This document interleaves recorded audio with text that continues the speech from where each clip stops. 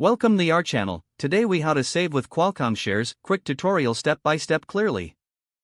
Start by researching Qualcomm's current stock performance. Gather information about Qualcomm's recent news and market trends. Open a brokerage account if you don't have one already. Choose a platform that suits your investment style. Deposit funds into your brokerage account for purchasing shares. Set an investment budget and determine how many shares you want to buy. Use the research you've gathered to evaluate the right buying price. Monitor Qualcomm stock for any price dips or market shifts. Place a buy order for Qualcomm shares at your desired price. Consider setting a stop-loss order to manage your investments. Keep track of your investment regularly. Review Qualcomm's financial reports and market news periodically. Be prepared to adjust your investment strategy as needed.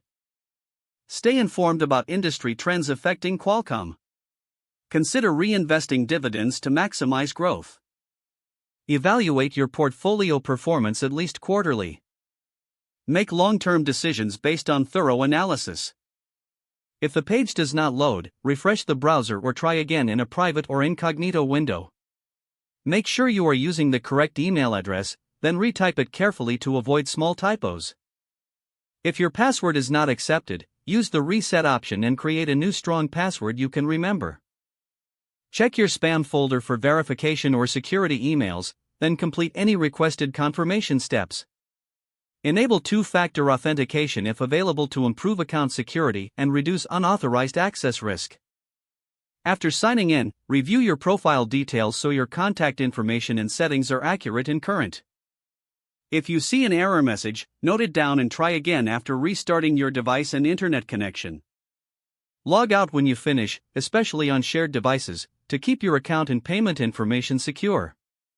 If the page does not load, refresh the browser or try again in a private or incognito window. Make sure you are using the correct email address, then retype it carefully to avoid small typos. If your password is not accepted, use the reset option and create a new strong password you can remember.